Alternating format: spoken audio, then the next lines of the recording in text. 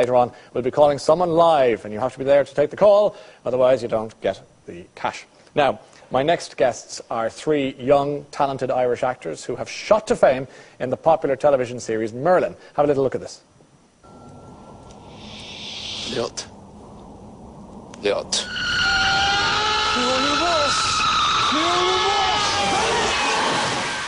My magic. I couldn't use it. Lady Morgana.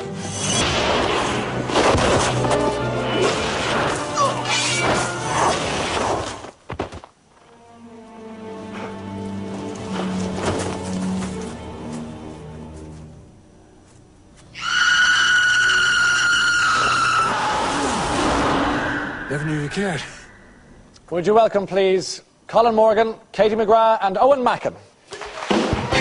Spirits moving every time I meet you.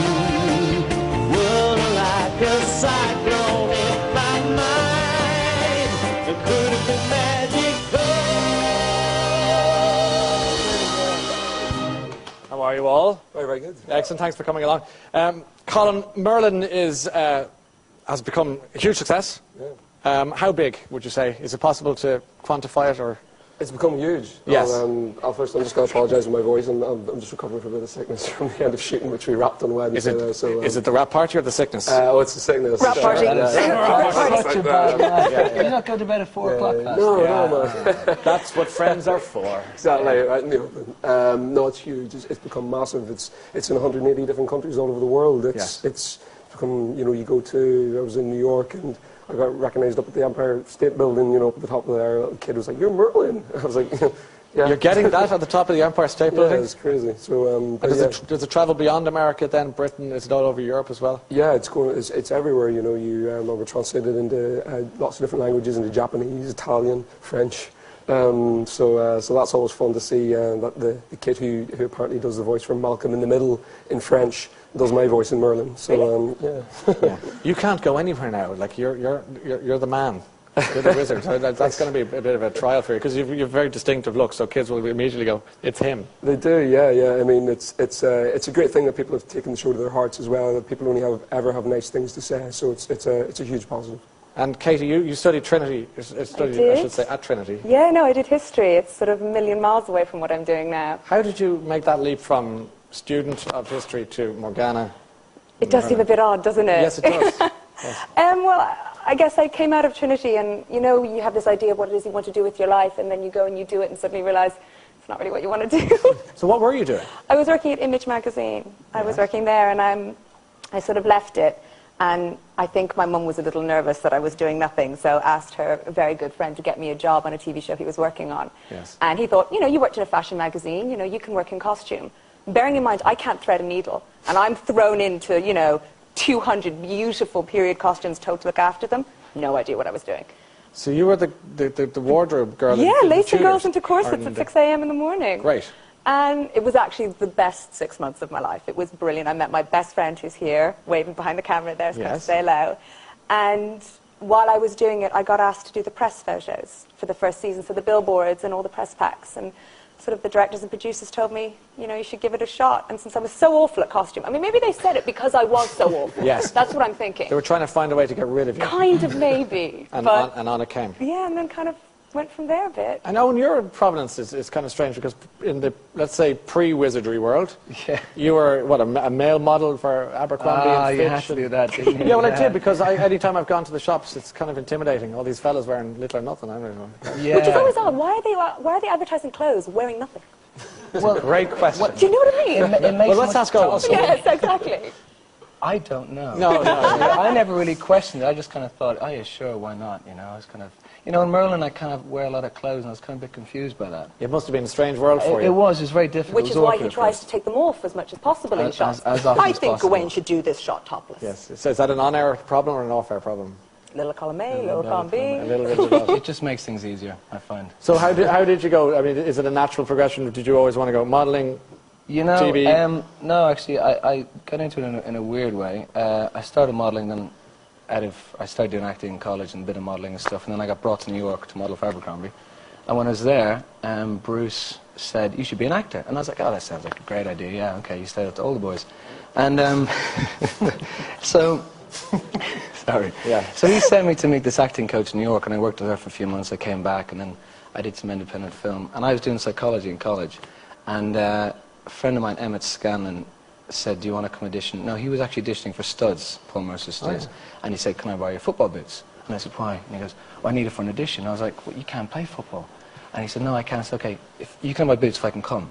And he goes, okay, fine. So I came along and auditioned, and Paul gave me the part. And then I was doing my finals in college while I was on Studs for 8 weeks with Brendan Gleeson and David Wilmot. Right. So I was writing my thesis on psychology and relationships, and then to go do a scene with Brendan, and I was like, this is crap. I was like, so you followed the dream. Yeah, we have a shot of you modelling on that we want to show. That's very intense looking moment there for you. Yeah. Your tweed ears. I think that's a standard modelling shot. When you look, they say gaze into the distance and think of something.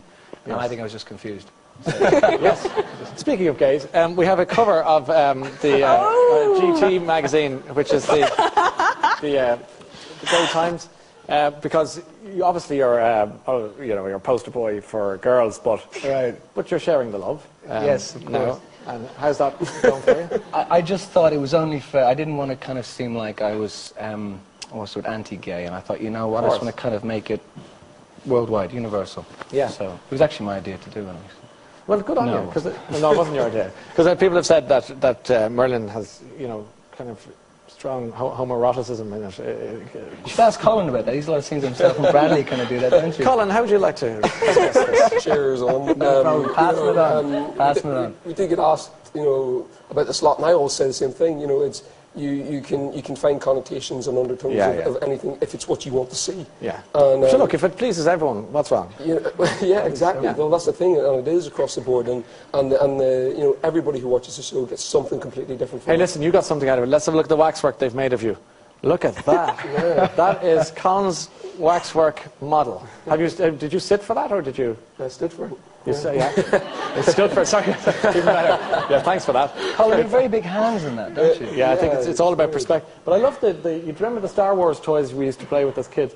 You can now have the Merlin. Have you seen your one? Yeah. Do you know what the best thing about that is? No. Is it fits in the Millennium Falcon. No. Swear to God. Seriously? That's what made me so happy. How do you have a Millennium Falcon? Because I'm a big geek. I know. We still have them at home. And we have them at home. My mother has them on the dresser. So when they come in, everybody in the house has to look at the figurine.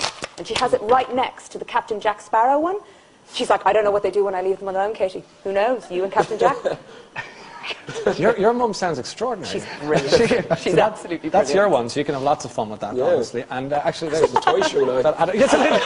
Let's play toys. Yeah. This is yours. Yeah. If only I looked like that. Actual size.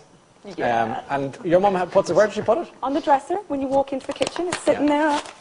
For all, I mean, who else has a figurine? Come on. That must be pretty. It is. It's kind of at that point. I mean, we're at that point now where there's a lot of cool stuff coming out. Like, we've got these, and we've got Top Trumps, which apparently is very cool. Yeah, Top Trumps are great. I never played with them as a kid. Oh, we have a pack backstage. Are they good? Yeah, apparently, really I'm quite a good card. Bit evil though. Evil is good though. I agree. Do you know what I mean? But that's a good figurine. So you play with that with the Millennium Falcon at home in your downtime. Yeah. That must be good for you. I'm next to Han Solo. Yeah. It's kind of like every dream's come true. All your crushes are coming out now, so that's good to know. What about Owen, speaking of all these action films? By the way, we don't have an action film. I don't have one yet. No. I only came in, I mean, these guys have been in the show for 15 years, so I only came in last year. I'm sure action isn't a problem for you anyway, is it? Action? No, I mean, what I'm saying is you do all your stunts, don't you? I do indeed, I do, yeah, I try to, when they let me, but I fuck most of them up. Mess most of them. Sorry. Sorry.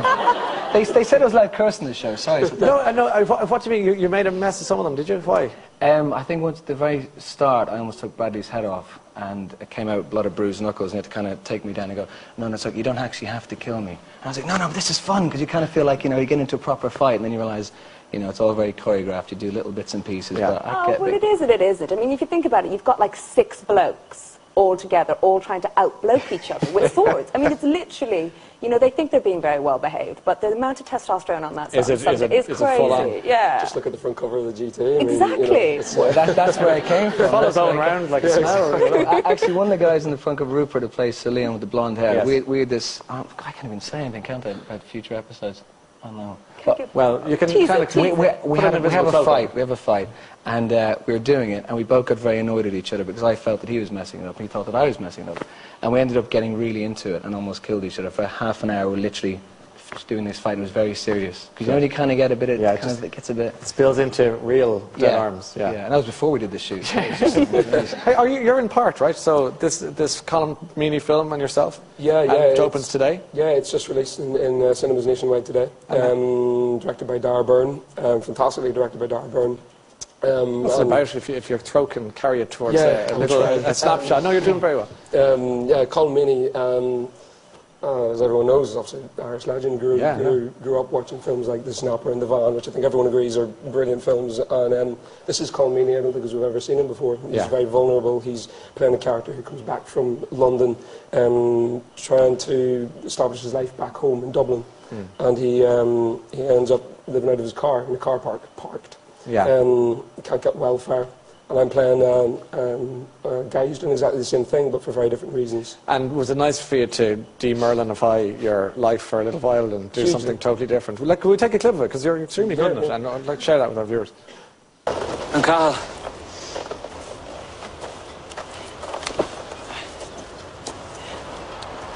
Do you talk at all?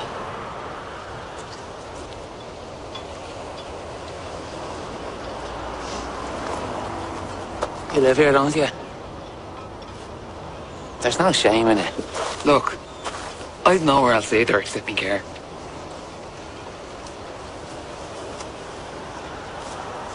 Made it in life, me. Done. That's good. You like that? That's opening today. That's in cinemas today. Great. Best of luck with it. Thank you very much. And Katie, what's next? Where can we expect to see it? Are you still Merlining, or have you other things going on? I have got a few other things. I actually did the voice for an animation that my brother's doing with Wimble Lane Pictures, and I had to do it in Irish, and I haven't done Irish since the junior cert, so I had a person in the booth with me basically saying it, and I was repeating it like a monkey, so hopefully it all works out, and it's called Tread in the Storm. Monkey Irish. Well, let's just hope it's not. Instead of pigeon Irish. And then I go to South Africa in a couple of weeks to do a miniseries with John Hurt. Right. Yeah, so it's called Labyrinth, based on the book by Kate Moss, so I start that at the Oh, right, as opposed to the old Jim Henson. Yeah, no, we would never want to remake that. But you'd love to work with Muppets, though, wouldn't you? Oh, my God. Yeah, of course. Absolutely. We'll see what we can do. Owen, you, of course, we've talked about modelling, and then we've talked about acting, and I know that you've an interest behind the camera. So is that where you'd like to go? Is it, or what's next for you? I'm not sure. I was cinematographer in a film called Charlie Casanova, which is coming out. It's going to be released in January and February, which actually won Best Debut Feature alongside Parks. Congratulations. Yeah, just quite fun. Did you win joint? We won joint Best Debut Best Feature. Congratulations. We kind of had that was a bit of fun. So are you in it as well? No, I was actually the cinematographer on it. Oh, congratulations. So that was fun. So I just enjoy doing the whole thing. So I haven't decided if I'm going to go and direct another film yet. If someone gives me money, I'll go and direct a film tomorrow. Well, here's hoping. Well, you can help with that. I'll do my best. It's been great. You're flying the flag for Ireland in Merlin, and we're very proud of you, and thanks for coming to see us this evening. Ladies and gentlemen, Colin, Katie and Owen.